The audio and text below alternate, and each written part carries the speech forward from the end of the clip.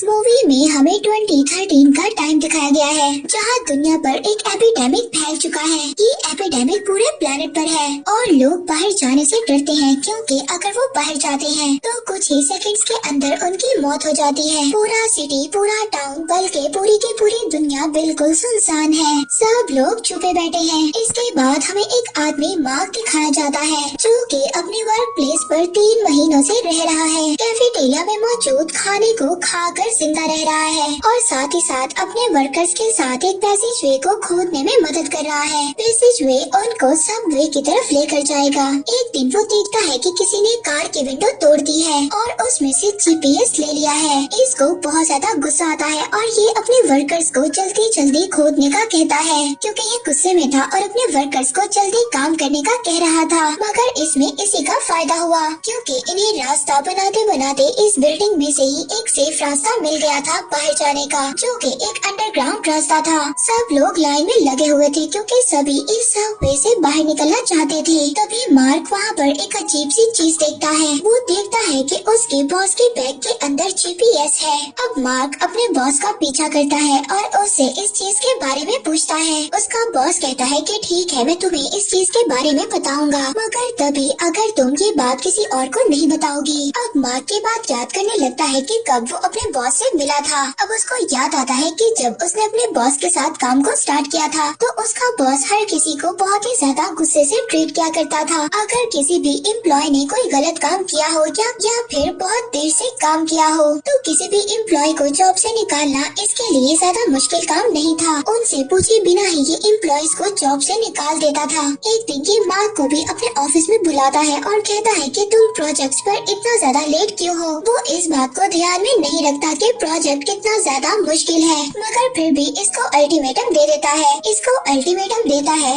कि तुमने इतने टाइम में इस काम को खत्म करना है, वरना तुम्हें जॉब से फायर कर दिया जाएगा। अब मार्क अपने काम को करने के लिए सारी रात बैठा रहता है, जबकि इसने अपने फ्रेंड्स के साथ डिनर का भी प्लान बनाया हुआ था। पर तभी जो लड़की इसको लाइक करती है, इसका नाम जूलिया है, वो इसको कॉल करती है और कहती है कि हम शॉप को क्लोज कर रहे हैं, इसीलिए जल्दी आओ क्योंकि हमें डिनर करना है। अब मार्क उससे प्रॉमिस करता है कि मैं डिनर के वक्त जरूर आ जाऊंगा और इसके बाद अपना काम स्टार्ट कर देता है। मगर तभी इसकी स्क्रीन पर एरर शो होता है और स्क्रीन ब्लू हो जाती है, इसलिए अब ये अपना काम छोड़कर अपने घर चला जाता है। अब मार्क डिनर से भी लेट हो चुका था अपने काम की वजह से। अब जब ये अपने घर पहुंचता है तो देखता है इसके नेबर ने इसका दरवाजा खोल रखा था और तो और वो फ्रेंड जो इसके साथ रहती है इसको लाइक भी करती है। उसने भी खाना खा लिया था। उसने डिनर के लिए मार्क का वेट नहीं किया। अब रात को जब ये टीवी देखता है तो टीवी पर इसको एक न्यूज दिखाई देती है। इस न्यूज में एक कैनेडियन टीनेजर के बारे में बात की जा रही थी, जिसने के 6 मंथ्स अपने घर में गुजारे। वो बाहर निकलने से डरता था। अब अगले दिन काम पर भी सभी लोग उस टीनेजर के बारे में बात कर रहे थे और वही क्लिप देख रहे थे। और तभी इनका एक कोवर्कर परेशान हो जाता है और इस जगह को छोड़कर बाहर चला जाता है। अब तभी एक कोवर्कर बताता है जो कोवर्कर अभी बाहर गया है, उसने काफी दिनों से ना तो अपने कपड़े चेंज किए और ना ही वो नहाया है। इसके बाद हमें प्रेजेंट का सीन दिखाया जाता है, जहाँ पर मार्क अपने बॉस को बता रहा है कि इसको जीपीएस कितना ज्यादा जरूरी है। एक्चुअली में ये उसी लड़की को ढूंढ रहा है जिसको ये लाइक करता था। इसका नेम जूलिया था। वो बॉस को बताता है कि उसको ढूंढने का सिर्फ एक ही रास्ता है और वो है सबवे से जीपीएस का यूज। और फोन तो काम ही नहीं कर रहे, वो कोई भी सिग्नल नहीं दे रहे। अब ये अपने बॉस को एक डील ऑफर करता है और कहता है कि अगर तुम मुझे उस लड़की के पास लेकर जाओ तो मैं तुम्हें दूसरे कोवर्कर के इलाके की लाकर सप्लाई दूंगा। अब पहले तो इसका बॉस इस डील के लिए मना कर देता है, मगर बाद में वो अपना माइंड चेंज कर लेता है जैसे ही मार्क उसको डराता है और कहता है कि तुमने जीपीएस को चोरी किया है और ये बात मैं सबको बता दूंगा। इसके बाद ये दोनों आदमी सबवे टनल की तरफ चले जाते हैं। जीपीएस भी बिल्कुल ठीक काम कर रहा होता है, लोकेशन भी बता रहा होता है, मगर ये लोग उसको कम यूज करते हैं ताकि उसकी बैटरी जाया ना हो। इसके बाद ये लोग सबवे टनल के मैप को देखते हैं और उसी हिसाब से चलते हैं। यहाँ पर और भी ज्यादा लोग थे और इन सबको गन शूट की आवाज आती है और यहाँ से सभी भागने लगते हैं। अब ये एक जगह पर पहुँचते हैं जहाँ पर तो बहुत ज्यादा सर्वाइवर्स थे, मगर तभी एक टीनेजर बहुत से जीपीएस का बैग लेकर भाग जाता है। ये दोनों स्टेशन पर उस टीनेजर का पीछा कर रहे थे जो कि अपस्टेयर से ऊपर की तरफ भाग रहा था। अब आखिरकार वो टीनेजर एक एरिया में पहुंच जाता है जहां पर वो बाकी लोगों के साथ मिल जाता है। अब उस टीनेजर का दूसरा साथी अपनी गन दिखाता है और इन दोनों को डराता है। अब यहाँ पर मार्क और उसका बॉस दोनों घुटनों के बल बैठ जाते हैं। वो टीनेजर और उसका साथी दोनों बैग को खोलते हैं और खुश हो जाते हैं। अब वो आहिस्ता से मार्क के पास भी आते हैं ताकि वो इसका बैग भी ले सके, मगर तभी लाइट चली जाती है स्टेशन में, जिसका फायदा मार्क और उसका बॉस उठाते हैं। मार्क का बॉस इन लोगों पर जंप करता है और कोशिश करता है कि इन लोगों से गन ले सके। वहाँ पर मार्क भी लड़के से टैकल करता है और उससे जीपीएस वापस ले लेता है। अब जीपीएस वापस लेते लेते जमीन पर गिर जाता है और उसकी स्क्रीन क्रैक हो जाती है। अब मार्क तो एक कॉलम के पीछे छुप जाता है, जबकि उसका बॉस दूसरे आदमी से गन लेकर उसको मार देता है। अब मार्क और उसका बॉस दोनों रनवे की तरफ जाते हैं और क्राउड में जाकर छुप जाते हैं ताकि वो लोग इन्हें ढूंढ ना पाए। अब ये दोनों जाकर स्टेयर्स पर रुक जाते हैं जहाँ पर मार्क का बॉस रुककर अपने हाथ पर पट्टी बांधता है। जख्म हो चुका था, कट लगा था। वहाँ पर मार्क जीपीएस को देखता है जो गिरने के बाद काम कर रहा है या नहीं। वो जीपीएस एक्चुअली में काम कर रहा था और वो बहुत ज्यादा खुश था। वो कहता है शुक्र है जीपीएस काम कर रहा है। इसके बाद मार्क अपने बॉस को देखता है जिसके पास वही गन थी जो उसने डाकुओं से ली थी। अब मार्क ये सोचता है कि शायद इसका बॉस अपनी कमिटमेंट से हट जाए, लेकिन इसका बॉस इसको कहता है कि मैं अपनी कमिटमेंट से नहीं हटता। वहाँ पर मार्क सोचता है कि पेंडेमिक से पहले वक्त कितना ज्यादा अच्छा था, काश कि वही वक्त दोबारा आ जाए। वो सोच रहा था कि पेंडेमिक से पहले एक सुबह जब वो अपने अपार्टमेंट को छोड़ रहा था तो साथ वाले अपार्टमेंट से उसको बहुत ज्यादा बदबू और मक्खियों की आवाजें आई। वो अपार्टमेंट का दरवाजा खोलकर उसके अंदर चला जाता है, मगर इस अपार्टमेंट में तो हर तरफ ट्रैश पड़ा हुआ था जिसकी वजह से बहुत ज्यादा स्मेल आ रही थी, जिसकी वजह से इसको खांसी भी होने लगती है। तभी इसका नेबर इसको देख लेता है जिसके अपार्टमेंट में ये गया था। वो इस पर अटैक करता है, उसके हाथ में नाइफ होती है। वो हैरान था कि आखिरकार ये उसके अपार्टमेंट में क्यों आया है। पहले तो उसने कभी भी इंटरेस्ट नहीं लिया और तो और इसका नेम भी नहीं जानता।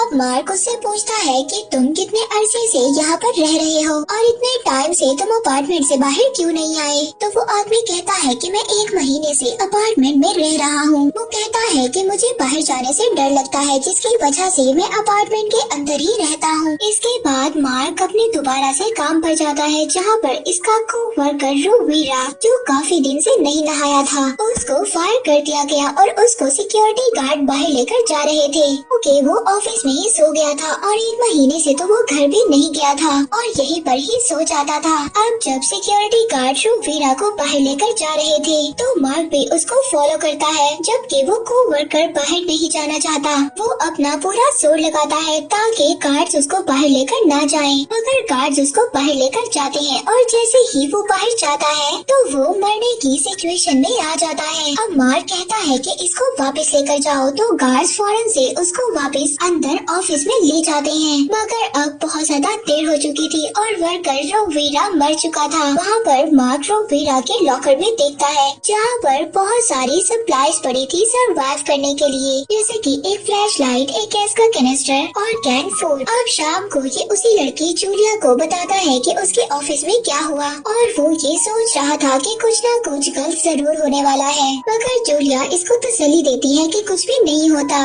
इसके बाद मार्क दोबारा से प्रेजेंट में दिखाया जाता है। अब जब वो उठता है तो देखता है उसका बॉस आगे पीछे नहीं है। मार्क ये सोचता है कि शायद इसका बॉस इसको छोड़कर चला गया है, मगर वो कहीं भी नहीं गया था। वो आकर इसको एक प्लास्टिक बैग दिखाता है और कहता है कि ये प्लास्टिक बैग जीपीएस को खराब होने से बचाएगा। इसके बाद ये दोनों सबवे टनल की तरफ चले जाते हैं जहाँ पर मार्क अपने बॉस से पूछता है कि आपको जीपीएस की क्यों जरूरत थी और आप कहाँ पर जाना चाहते हैं, मगर इसका बॉस इसको जवाब देने से इनकार कर देता है। वो इसको कुछ भी नहीं बताना चाहता था। मार्क ये बात भी नोटिस करता है कि उसके बॉस के पास हर वो चीज जो खाता है, जैसे कि एप्पल, हर फ्रूट का सीड अपने पास रखता है। इसके बाद ये लोग जंप कर सेवरेज एरिया में जाते हैं। नीचे पानी था और ये जख्मी नहीं होते। यहाँ पर ये जीपीएस का यूज करते हैं अपना रास्ता देखने के लिए और आगे से आगे चलते जाते हैं। आखिरकार ये उस एरिया तक पहुंच जाते हैं जहां पर मार्क का अपार्टमेंट है। अब ये ऊपर जाने का प्लान करते हैं। अब ये एक गैस का कंटेनर लटकाते हैं और उसको शूट करेंगे। जैसे ही वो फटेगा इस तरह से ये लोग ऊपर की तरफ जा सकते हैं। अब गैस का कंटेनर तो लटका दिया गया था। अब सबसे पहले बॉस शूट करता है मगर उसका निशाना चूक जाता है। अब माँ कहता है कि वो ट्राई करेगा। अब वो ट्राई करता है तो उसका भी पहला निशाना चूक जाता है और तो और शोर की वजह से उसके कान भी जख्मी हो गए थे। मगर ये दोनों हिम्मत नहीं हारते। ये दोबारा से अपना निशाना लगाते हैं और आखिरकार एक्सप्लोजन हो ही जाता है। बॉस मार्क की हेल्प करता है ऊपर चढ़ने में। वो पुल के जरिए आखिरकार बिल्डिंग तक पहुंच जाते हैं। बिल्डिंग भी स्टेशन की तरह बहुत सारे रेफ्यूजीज से भरी पड़ी थी। अब ये जो इसका ओल्ड नेबर ये उसके पास सोच रहा था जिसके ये अपार्टमेंट गया और वो गुस्से हुआ कि वो इसके अपार्टमेंट में क्यों आए हैं और वो अभी भी अपने अपार्टमेंट में ही मौजूद था। अब तक वो अपने अपार्टमेंट से बाहर नहीं निकला था। अब मार्क अपने घर पहुंच जाता है जिसका लॉक टूटा हुआ है, यानी कि कोई अंदर जा चुका है। हम देखते हैं इसके घर के दरवाजे पर एक स्पाइल है जिसे के लोग देख रहे हैं। ये वहाँ पर चिल्लाना शुरू कर देता है ताकि दरवाजे से अपने घर के अंदर जा सके। इसके घर में मौजूद एक आदमी फॉरेन लैंग्वेज बोल रहा था जिसको ये नहीं समझ पा रहा था। अब वो आदमी जब दरवाजे से अपना हाथ बाहर करता है तो मार्क इसका एडवांटेज लेकर उस आदमी के हाथों को काट देता है जिससे कि उसको दर्द होता है और आखिरकार ये अंदर जाने में कामयाब हो जाता है। वो आदमी इनको नाइफ से डराता है मगर तभी मार्क का बॉस भी अपनी गन निकाल कर उस आदमी को डराता है। पर तभी हम देखते हैं वो आदमी जो मार्क के घर रह रहा है उसकी वाइफ और बच्चे भी सामने आ जाते हैं। इस आदमी की छोटी बेटी मार्क की लैंग्वेज को समझ सकती थी। अब ये मार्क को बताती है कि इनके पास कोई भी जगह नहीं है जहाँ पर वो चले जाएं।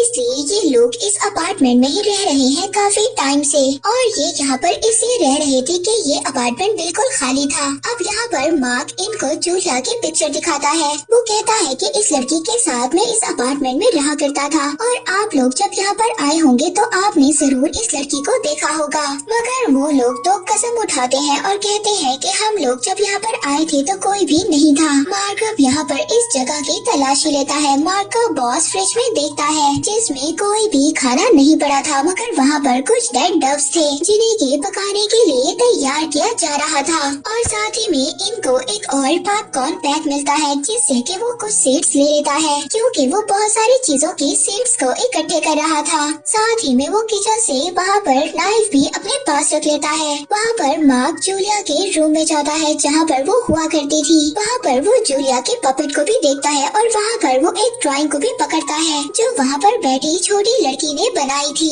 जो कि एक पेपर की शीट पर थी। इसके कॉर्नर पर एक डॉक्टर का नाम देखता है। वहाँ पर एक अल्ट्रासाउंड की पिक्चर थी जिससे मार्क को पता चलता है कि जूलिया का बेबी होने वाला था जबकि मार्क इस बारे में कुछ भी नहीं जानता था। अब मार्क ये सोचने लगता है कि जूलिया के साथ आखिरी वक्त उसका कैसा था। ये सोचता है कि आखिरी बार ये दोनों मिलकर न्यूज देख रहे थे जहाँ पर पेंडेमिक के बारे में बताया जा रहा था। गवर्नमेंट अच्छे से जानती थी कि किस तरह से लोगों की डेथ हो रही है और सब लोग पैनिक हैं। मगर गवर्नमेंट का ये कहना था कि आप लोगों को परेशान होने की जरूरत नहीं है। आप लोग अपने एवरीडे टास्क वैसे ही करें जैसे आप लोग पहले किया करते थे। आप लोग एक नॉर्मल लाइफ गुजारें। मार्क अब जो ये न्यूज सुन रहा था इसे सुनकर इसका मूड और भी ज्यादा खराब हो जाता है। इसके बाद ये अपने काम पर चला जाता है जहाँ पर जाते हुए ये देखता है कि रोड पर हर तरफ कचरा इकट्ठा हुआ है। लोग बहुत ज्यादा कम रह गए हैं और तो और सबवे पर एक आदमी मास्क पहनकर खड़ा हुआ है। अब ये जब ऑफिस पहुँचता है तो जूलिया को कॉल करता है मगर जूलिया की जगह एंड्रिया कॉल उठाती है और बताती है मार्क को कि जूलिया तुमसे बात नहीं करना चाहती। दोनों के बीच में फाइट हो गई थी क्योंकि मार्क को बच्चे पसंद नहीं थे जबकि जूलिया को बच्चे बहुत ज्यादा पसंद थे और न ही मार्क ये चाहता था कि उनका कोई बेबी हो। अब मार्क जो कि परेशान हो गया था क्योंकि जूलिया उससे बात नहीं करना चाहती थी। ये घर वापस जाना चाहता था मगर तभी हम देखते हैं कि टेलीफोन्स और टेलीविजन सबके कनेक्शन खत्म हो जाते हैं। अब वहाँ पर मार्क जैसे ही अपने ऑफिस से बाहर कदम रखता है उसे ये लग रहा था कि वो बीमार हो रहा है और बहुत जल्द मर जाएगा। तो ये फौरन से ऑफिस के अंदर जाता है और तब से अब तक ये ऑफिस में ही था। इसके बाद दोबारा से प्रेजेंट का सीन दिखाया जाता है जहाँ पर मार्क अपने अपार्टमेंट में था और अब एपिडेमिक फैल चुका है। अब यहाँ पर बारिश स्टार्ट हो जाती है। मार्क और उसका बॉस पानी इकट्ठा करने के लिए स्ट्रेचर्स का यूज करते हैं। बाकी लोग मौजूद भी स्टिक्स और बकेट्स का यूज कर रहे हैं ताकि वो लोग भी अपने लिए पानी जमा कर सके। अब शाम को बॉस और मार्क अपने मिशन की तैयारी करते हैं। अब मार्क बॉटल्स में पानी भरता है ताकि उनका यूज किया जा सके और साथ ही वो अपने बैग में जूलिया का पपेट भी रख लेता है और अपने रास्ते पर निकल जाता है। अब ये दोबारा से सीवरेज एरिया की तरफ जाते हैं जहाँ पर से ये दोनों अब अपने अपने रास्ते अलग करेंगे। इस बात पर ही ये दोनों बहस स्टार्ट कर देते हैं क्योंकि मार्क तो मॉल की तरफ जाना चाहता था जहाँ पर जूलिया काम करती थी, ये पता लगाने के लिए कि जूलिया वहाँ पर है या नहीं। मगर क्योंकि बॉस तो मॉल की तरफ नहीं जाना चाहता था, वो कहता है कि तुम्हारी और मेरी डील यही थी कि मैं तुम्हें अपार्टमेंट तक पहुँचा दूँ। अब ये मेरी गलती तो नहीं है कि जूलिया वहाँ अपार्टमेंट में नहीं थी। मैंने तो अपनी डील पूरी की और अब जीपीएस मेरा है और अब मैं वहाँ पर जाऊँगा जहाँ पर मैं जाना चाहता हूँ। अब बॉस यहाँ पर मार्क से नाइफ भी ले लेता है और कहता है कि तुम जूलिया को तलाश कर रहे हो और पता नहीं वो जिंदा भी है या नहीं। इस बात पर मार्क को गुस्सा जाता है और वो अपने बॉस को मारना स्टार्ट कर देता है। अब इसी लड़ाई में बॉस अपनी छुरी भी नीचे गिरा देता है और मार्क की फ्लैश लाइट भी नीचे गिर जाती है और वो टूट जाती है। मार्क अपने बॉस से कहता है कि मेरी वाइफ और मेरे बेबी से ज्यादा इम्पोर्टेंट और क्या चीज हो सकती है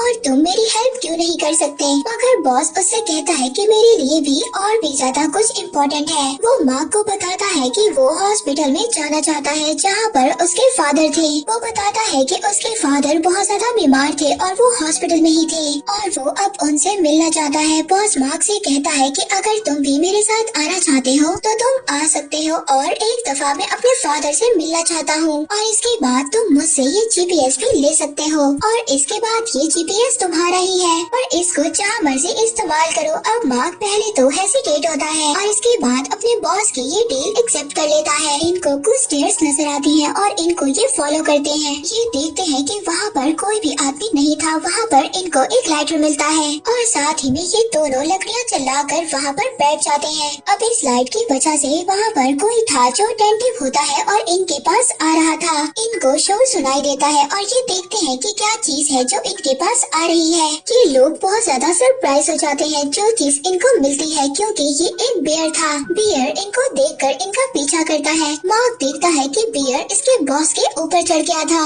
मार्क बॉस की हेल्प करना चाहता था और अब ये एनिमल को बॉस के ऊपर से हटाता है। बॉस ने टॉर्च पकड़ा हुआ था। मार्क अपने बॉस से कहता है कि टॉर्च अपना नीचे गिराओ। वो कहता है कि मेरे पास एक प्लान है। अब बॉस ऐसा ही करता है, वो टॉर्च को नीचे गिराता है। अब वो जैसे ही टॉर्च नीचे गिराता है तो बियर को चांस मिलता है और वो बॉस के ऊपर जंप करता है। अब बियर जैसे ही बॉस के ऊपर चढ़ता है तो मार्क को ये चांस मिल जाता है कि वो बियर को अपने नेज़े से मार सके। अब बियर को मारने के बाद ये दोनों हंसने लगते हैं और बियर पर मौजूद एक टैग को पढ़ते हैं। इनको अभी पता चलता है कि ये बियर एक जू से यहाँ पर चर्च में पहुँचा है। कुछ टाइम के बाद हम देखते हैं कि ये दोनों मिलकर इस बियर का गोश्त खा रही हैं। इन्होंने बियर को आग पर रोस्ट किया और अब ये उसके मीट के मजे ले रहे हैं। अब यहाँ पर बॉस मार्क को थैंक्स कहता है और कहता है कि अगर तुम चाहते तो यहाँ से भाग भी सकते थे। तुम अगर चाहते तो तुम मेरी हेल्प ना करते और हर चीज तुम्हारी हो जाती। बॉस मार्क को ये भी बताता है कि अगर तुम अपना काम टाइम पर ना करते तो मैंने तुम्हें फायर ही कर देना था। ये सुनकर मार्क को हंसी आती है। बॉस उसको ये भी बताता है कि वो अपने फादर के लिए बहुत ज्यादा परेशान है क्योंकि वो अपने फादर के बगैर कुछ भी नहीं है। क्योंकि अगर वो मर भी जाए तो किसी को कोई भी परवाह नहीं सिवाय उसके फादर के। वो कहता है कि वो अपने फादर से मिलना चाहता है और उनसे ढेरों बातें करना चाहता है। अब मार्क अपने बॉस को बताता है कि मेरी भी लाइफ में बहुत ज्यादा मुश्किलात हैं। ऐसा नहीं है कि वो बच्चे नहीं चाहता था, बस वो डरता था कि वो उन बच्चों की रिस्पॉन्सिबिलिटी उठा पाएगा या नहीं। इसके बाद हम इन दोनों को दोबारा से सीवरेज एरिया में देखते हैं जहाँ पर इनको एक फैमिली मिलती है जो कि अपोजिट डायरेक्शन में आ रही है। उनमें से एक इंसान तो जख्मी है जिसे ये दोनों जब देखते हैं तो उनसे कहते हैं कि आप सब लोग इसको हॉस्पिटल क्यों नहीं लेकर जाते। तो वो इनको एक बैड न्यूज देते हैं। वो कहते हैं कि सब लोग ये कह रहे हैं कि हॉस्पिटल जल चुका है, कि वो हॉस्पिटल जहाँ पर बॉस के फादर थे वो जल चुका है। अब जैसे ही बॉस ये बात सुनता है तो वो डर जाता है। वो पास ही बिल्डिंग में दरवाजे से एंटर होता है और बिल्डिंग में ऊपर की तरफ चढ़ने लगता है और आखिरकार सबसे ऊपर वाले फ्लोर पर चढ़कर वो पूरे शहर का मुआयना करता है। वो ये देखना चाहता था कि क्या ये न्यूज सच है, जहाँ पर उसके फादर थे वो हॉस्पिटल जल चुका है। एक्चुअली में ये न्यूज सच्ची थी, हॉस्पिटल जल चुका था। अब इसको ये लग रहा था कि इसकी लाइफ में जीने की कोई भी वजह नहीं बची है। बॉस जल्दी से विंडो को तोड़ता है और खुद को मारने की कोशिश करता है कि ये यहाँ से छलांग लगा देगा, मगर मार्क उसको फौरन से पीछे करता है और कहता है कि मुझे तुम्हारी जरूरत है। मगर बॉस यहाँ पर बहुत ज्यादा परेशान था। वो मार्क से कहता है कि मैं तुम्हारे साथ नहीं जाऊंगा और मार्क को वो सीट्स देता है जो उसने जमा किए हुए थे और कहता है कि तुम जाओ, तुम अपनी वाइफ और बेबी को ढूंढो। तुम्हारे पास अभी जिंदा रहने का रीजन है, मेरे पास कोई रीजन नहीं है, मेरे पास कोई भी नहीं बचा है। इसके बाद मार्क दोबारा से सीवरेज एरिया में जाता है और आखिरकार चलते चलते वो मॉल तक पहुंच जाता है। पार्किंग एरिया से ये एंटर होता है जहाँ पर ये जान नहीं पाता कि कुछ लोग इसका पीछा कर रहे हैं। ये उन लोगों को इग्नोर करता है और आगे से आगे चलता जाता है। ये फौरन से जूलिया की शॉप की तरफ जाता है जहाँ पर वो काम किया करती थी, मगर वहाँ पर तो इसको उसकी फ्रेंड एंड्रिया की मदर की बॉडी मिलती है। ये वहाँ पर मौजूद सभी पेपर्स को देखता है कि शायद इसको कोई क्लू मिले, यहाँ तक कि इसको मिरर में कोई चीज नजर आती है। अब जब ये मिरर को डस्ट से साफ करता है तो उसके नीचे एंड्रिया ने एक नोट छोड़ा था अपनी मदर के लिए। एंड्रिया ने अपनी मदर को बताया था कि वो जूलिया के साथ सुपरमार्केट में बंद हो चुकी है। अब ये फौरन से सुपरमार्केट की तरफ जाता है मगर एंटर नहीं हो पाता। वहाँ के लोगों ने रास्ता बंद कर दिया था ताकि लोग आकर खाना न चुराएं। अब वहाँ पर जो इस मार्केट की रखवाली कर रहा था वो मार्क को डराता है कि अंदर मत आना। मार्क उसको जूलिया की पिक्चर दिखाता है जो वो अपने अपार्टमेंट से लाया था। वो गार्ड से कहता है कि ये किसी भी किस्म की मुश्किल नहीं चाहता, वो तो बस यहाँ पर इस लड़की को ढूंढने के लिए आया है। अब इनमें से एक आदमी वापिस से अंदर की तरफ जाता है ताकि ये देख सके कि जूलिया है या नहीं, जबकि मार्क बाहर उस आदमी के वापस आने का वेट कर रहा होता है। पर तभी वो अपने पीछे एक शैडो देखता है। एक्चुअली में बहुत सारे लोग थे जो इसका पीछा कर रहे थे, मगर मार्क ने उन सब लोगों को इग्नोर किया। अब ये लोग मौका पाते ही मार्क जैसे ही उस आदमी से बात कर रहा था, ये लोग मार्केट के अंदर एंटर हो जाते हैं। मार्क जो इन सबको देख रहा था अब वो भी मार्केट के अंदर एंटर हो जाता है और जाकर जूलिया की फ्रेंड एंड्रिया से मिलता है। एंड्रिया उसको बताती है कि वो भी जूलिया से काफी टाइम तक नहीं मिली। फर्स्ट टाइम जो वो जूलिया से मिली थी वो उस दिन डॉक्टर के पास गई थी। अब मार्क एंड्रिया को एग्जिट की तरफ लेकर जाना चाहता था और कोई भी अटैकर जब इनके रास्ते में आ रहा था ये उसको मारता जा रहा था, मगर तभी टीलिंग से इनके ऊपर आग गिरती है जो इनके दरमियान में थी। एंड्रिया इसमें फंस चुकी थी। मार्क इसको इनकरेज कर रहा था कि तुम ये कर सकती हो, छलांग लगाकर इस साइड पर आ जाओ, मगर एंड्रिया बहुत ज्यादा परेशान थी। उसको ये लग रहा था कि वो नहीं कर पाएगी और मर जाएगी। अब सीलिंग से और ज्यादा आग गिरती है और एंड्रिया वहीं पर मर जाती है। अब मार्क फौरन से ऑपोजिट डायरेक्शन की तरफ भागने लगता है। तभी एक आदमी इसके ऊपर अटैक करता है, मगर बॉस आकर मार्क को बचा लेता है। वो आकर मार्क से कहता है कि मुझे पता था तुम्हें मेरी जरूरत जरूर पड़ेगी, मगर वो अटैकर अभी भी पीछे नहीं हटता और आकर बॉस पर अटैक कर देता है। बॉस मैनेज करता है और उसी आदमी को मारने लगता है जिसने इस पर अटैक किया था, मगर बॉस उसको छोड़ देता है ये कहकर कि वो अभी एक बच्चा है। वो कहता है कि मेरा जख्म इतना ज्यादा बड़ा नहीं है, मैं ठीक हो जाऊंगा। बॉस मार्क से कहता है कि हमें इस बिल्डिंग से निकलना होगा इससे पहले कि ये बिल्डिंग गिर जाए। अब ये लोग दोबारा से सीवरेज एरिया की तरफ जाते हैं जहाँ पर सीवरेज में इनको एक होल मिलता है जो कि एक आदमी ने खोदा था। ये लोग इस होल से ऊपर चढ़ते हुए आखिरकार ये लोग एक मूवी थिएटर में पहुँचते हैं जहाँ पर कोई भी आदमी नहीं था। वहाँ पर मार्क ग्लास डोर से बाहर की दुनिया देख सकता था। वहीं पर वो उसी डॉक्टर का ऑफिस भी देखता है जहाँ पर जूलिया गई थी। अब मार्क ये सोचता है कि वहाँ तक पहुँचना इम्पॉसिबल है क्योंकि टनल आगे ब्लॉक है। ये बहुत ज्यादा परेशान हो गया था, मगर अब ये सीढ़ियाँ चढ़कर ऊपर की तरफ जाता है ताकि ये दूसरी विंडो से ये देख सके दूसरी बिल्डिंग में कि जूलिया है या नहीं। मगर तभी ये देखता है कि बिल्डिंग में जूलिया है, मगर जूलिया इसकी तरफ नहीं देख रही थी, मगर ये पहचान चुका था कि ये जूलिया ही है। ये उसका नेम ले रहा था, चिल्ला रहा था इस उम्मीद के साथ कि वो भी इसको जरूर देखेगी। पहले तो वो इसको नहीं देखती, मगर कुछ ही देर के बाद वो इस तरफ को टर्न करती है।